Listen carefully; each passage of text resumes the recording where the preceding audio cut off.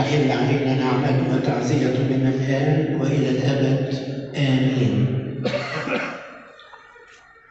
شوفوا حبايب، في 3 حاجات دايما منين ما نشوفهم أو نسمع عنهم نلاقيهم أبيض أبيض، زي ما بتقول الترتيلة أبيض أبيض شبه الحمام. إيه هم ال3 دول؟ العروسة، الحمامة، الملاك. قبل ما تخرجوا من باب الكنيسة تحفظوا ال3 كلمات دول. مين اللي يبقى دايما لونهم أبيض حتى لما بنشوفهم في الصور أو في المناسبات؟ العروسة، الحمامة، الملاك. مفيش عروسة تلبس اسود، والحمامة في لونها الرائع أبيض، والملاك دايما لما نشوفه في الصور ونشوف جناحته نلاقيه أبيض. منظر واحد بس اللي نرسم فيه ملاك بجناحة سوداء اللي هو بعيد عنكم الشيطان، لأنه هو كان أصلا ملاك وسقط في الكبرياء فبقى شيطان، فبقى له أسود. تعالوا بقى، أنا قلت ال3 حاجات دول ليه؟ عشان بنتنا مريم عروسة، ملاك، حمام، وال3 لابسين أبيض. بالنسبة للعروسة، هي عروسة ربنا. أنا بكلم الأب والأم الغاليين وبقية أفراد الأسرة، كل واحد باسمه وكل واحدة باسمها عشان ما ننساش حد. ربما أنتم متولين كان يوم مناكم إن بنتكم مريم تبقى عروسة وقريب تخطبوا لها وتفرحوا بجوازها. ما أي والدين كده طبعا. لكن إيه رأيكم؟ من جهة إنها عروسة، هي عروسة وستظل عروسة، بس هو ربنا سمح بزفافها لأجمل عريس نتصوره، وهو شخص ربنا يسوع نفسه. يقول معلمنا القديس بولس الرسول: خطبتكم. ما دام قال خطبتكم يبقى بيتكلم عن عروسه. قد خطبتكم لأقدم عذراء، ده رجل واحد، لأقدم عذراء عفيفة للمسيح. عذراء عروسة. طبعا ما أي عروسة لما بتتجوز تبقى عذراء. فبولس الرسول بيقول كده عن النفس البر المؤمنة، وبيقول: أنتم مخطوبين لعريس سماوي، أنتم مخطوبين بالدم، ولما هو جه خطبنا اشترانا بالدم. ادي الشبكة اللي ربنا قدمها لكل نفس بشرية مؤمنة باسمه. أنا قدم لك شبكة عشان أنا عاوز أخطبك، عشان أنت العروسة بتاعتي. طب إيه يا رب هتقدم لنا شبكة إيه؟ وأنت عندك دهب، أنت عندك كوليه، أنت عندك عقد. قال: أنا عندي أغلى من ده ومن ده ومن ده ومن ده. أنا عندي الدم، دم يسوع المسيح الذي سفك على المفكيك ده، على خشبة الصليب المقدسة. فبنتنا مريم من غير مبالغة، يعني لو تفتكروا ان ابونا بشوي ده بيتكلم شوية لغة عربية كده بس اهو كلمتين حافظهم وبيقولهم في كل جنازة يعني. لا، أنا مش كده. أنا عارف أنا بتكلم بكل الإعزاز وبكل الحب تجاه بنتنا مريم. لما وقفت إلى جوار سريرها لما زرتها في المستشفى، أحسست أنني إلى جوار ملاك منور مضيء. فالصفة الأولى ليك يا مريم عروسة. يعني لو كان ربنا فرضنا مد في عمرك ولغاية ما تهنيتي لو انا اسال روحك النقيه البر دلوقتي اقول لك ايهما يكون اجمل واعظم وافضل واعز واكرم، العريس الارضي ايا كان اللي ما حصلش نصيب انك ترتبطي بيه ايا كان يعني في عالم الغيب يعني، ولا العريس السماوي؟ انا متهيألي مريم عاوزه ترد عليا تقول لي يا ابونا العريس السماوي، واكد لابويا وامي الكلام ده دلوقتي. حاضر يا مريم انا باكده اهو انك انت اتزفيتي لاجمل عريس ربنا يسوع المسيح. الحاجه الثانيه بقى اللي برضه لونها ابيض، الملائكه دايما صورهم، تشوفوا صور مدارس الاحد والايقونات ملاك لكنها بيضة. فهي ملاك انضم الى زمره الشاروبيم والسرافيم واللي بيسبحوا ربنا واللي ملتفين حول عرشه. انت يا مريم في مدارس الاحد لما كنت في الخدمه بتاعتك يعني لغايه ما وصلت لخدمه ثانوي كنت بترتلي مع اخواتك اللي مالين الكنيسه دول كلهم شايفهم، وكنت مشاركه في نشاط الكنيسه بشهاده كل الخادمات والمسات بتوعك. حاجه جميله قوي. بس ايه رايك بقى؟ انا بهنيكي ان انت رحت بقى لمجال اجمل واروع ونغماته اكثر عذوبه وجمالا، نغمات السمائيين. في وسط صفوف السمائيين تلاقي من قدامك ست الكل العذراء والنور، وتلاقي حواليها العذارى الحكيمات بكل ما يرمز اليه كلمه العذارى الحكيمات، وتلاقي 40 عذراء اللي كانوا مع الشهيده العفيفه ديانا ولم يقبلوا زواجا وانما اعترفوا بايمانهم بالسيد المسيح فنالوا اكليل الشهاده، وعلى راسهم امهم العظيمه العذراء البتول الشهيده ديانا. كل دول ملائكه. احنا في السماء اسمحوا لي لما هناخد جسد ممجد تقييمنا في السماء مش رجاله وستات ولا شبان كبار ولا رجال عواجيز ولا ناس وشهم مجعد وناس شباب صغير وشهم صغنن كده. لا الفوارق دي تختفي عشان يحل محلها كلهم بقى ملائكة ألوف ربوات يسبحون الرب على الدوام قائلين قدوس قدوس قدوس رب الصابئون، السماء والأرض مملوءتان من مجدك وكرامتك. ملاك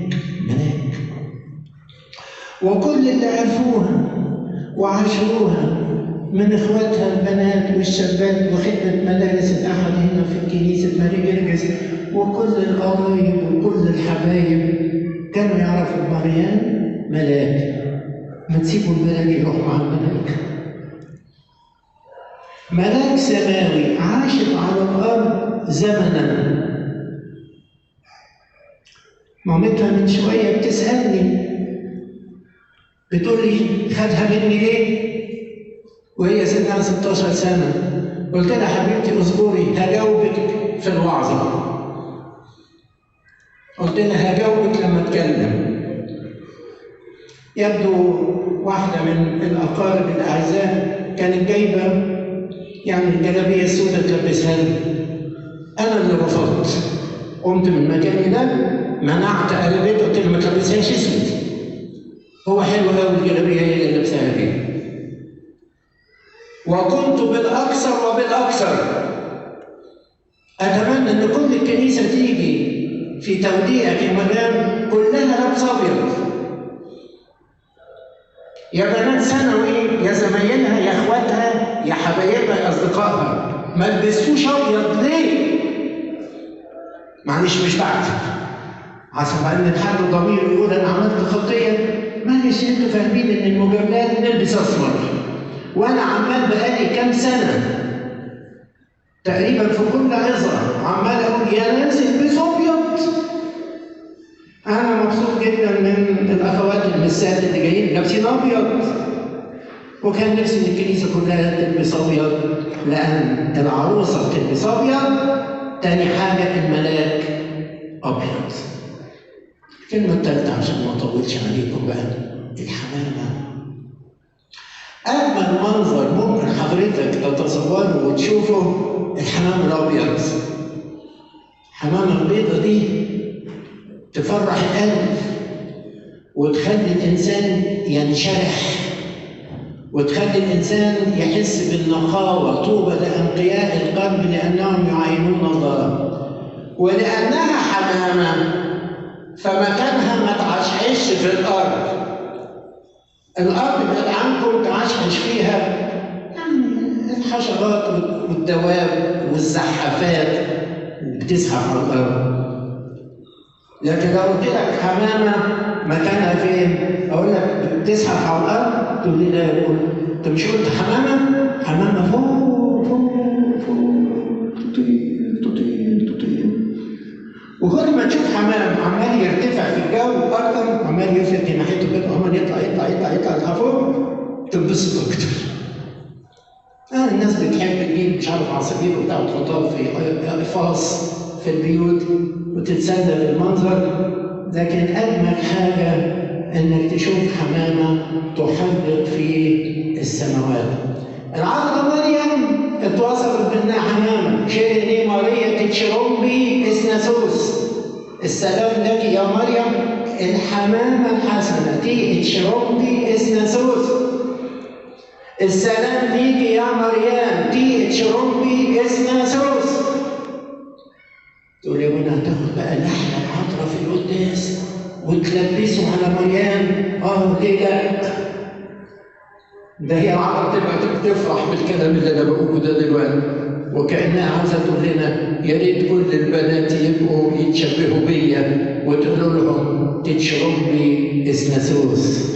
السلام لك يا مريم تتشربي اسناسوس، مع التزامنا طبعا بالطقس الكنسي يعني. ففي ثلاثة بقى انت يا مريم تشبههم بالظبط بالظبط. العروسة اللي دايما لبسها ابيض، الملاك اللي دايما ابيض، والحمامة اللي دايما بيضة ومنظرها جميل ناصع البياض. الكل يا احبائي يشهد بحلاوة هذه البنية. لذلك بملء فمي، ولو انكم سمعتوها مني في جنازات كتيرة قبل كده وانا بقول كلمة مبروك، لكن المرة دي بقى انا عاوز اقولها بقى جايبها من قلبي من جوه خالص، ومن كل مشاعري ومن كل عواطفي. يا بنتي مبروك عليكي انك عروسة رحتي لعريسك. ولا حدش يقول لي بقى كنا مفكرين مش عارف تتخطب لمين من العيله ولا مثلا يعني. لا لا لا لا، اركنوا كل اجساد الارض ورا ظهركم وحطوا قدام عينيكم فقط العريس السماوي الرب يسوع اللي خطبنا بدمه على عود الصليب. وانت ملاك والملائكة في السماء عمالين يقولوا دلوقتي أهلا وسهلا.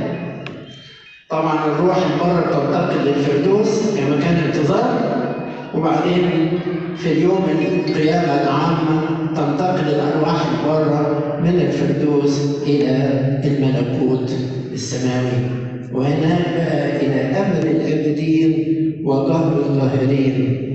رتبي زي ما أنت عاوزة يا مريم، وسبحي زي ما كنت بتيجي مدرسة أحد يعني مثلا ساعتين في خدمة ثانوي يعني يوم الجمعة. ساعتين إيه؟ الساعتين دول مش من مقامك يا بنتي.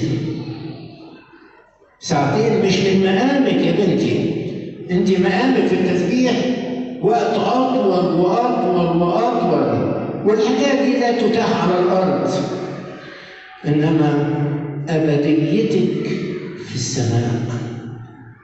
فأنت ملاك، أنت عروسة، أنت حمامة، والتلاتة يلبسوا أبيض.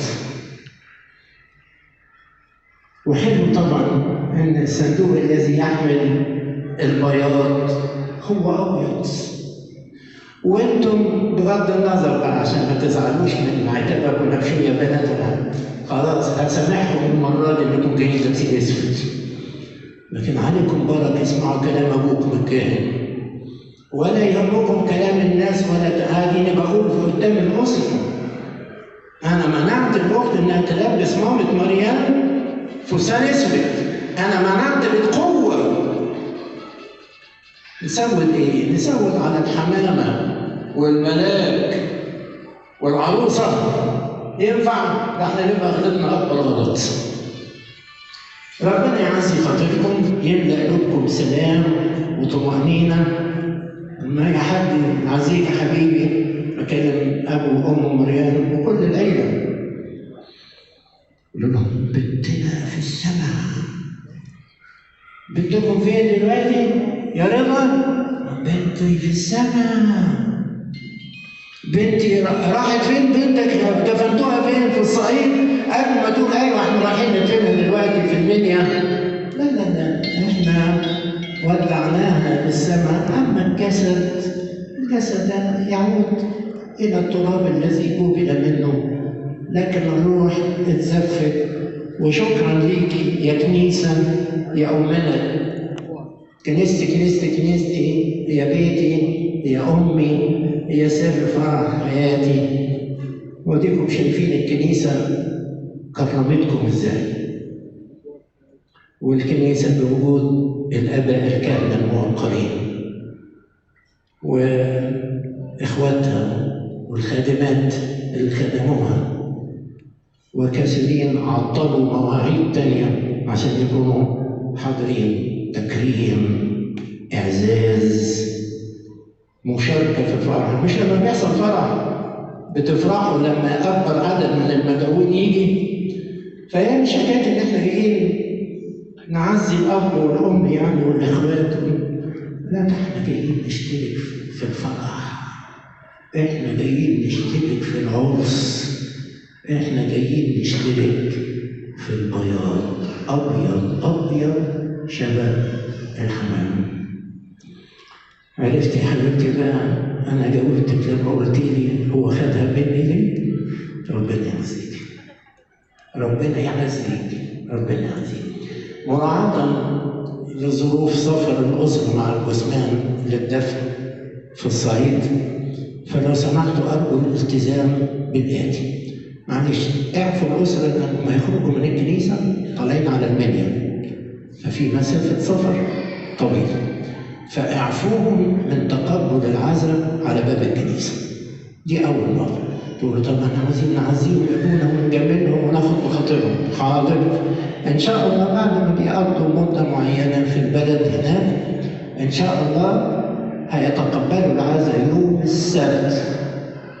النهارده الاثنين، خليكم فاكرين بدءا من يوم السبت القادم قاعه الانبا يؤنس هتتفتح، قاعه في الدور الارضي، بدءا من الساعة 6 مساء للرجال وللسيدات، علشان الأسرة دلوقتي يعني معظمها مسافر للدفن في الصعيد. أما فرصة مشاركتهم وتقديم العزاء بدءا من يوم السبت القادم بقاعة الأنبا يؤنس الملحقة بالكنيسة الساعة 6 مساء. بنتنا مريم أنا شفت في المستشفى ملاك، طب صلي عشان نتقابل في السماء مع بعض، هشوفك بصورة أجمل مما شفتك في المستشفى. لربنا المجد.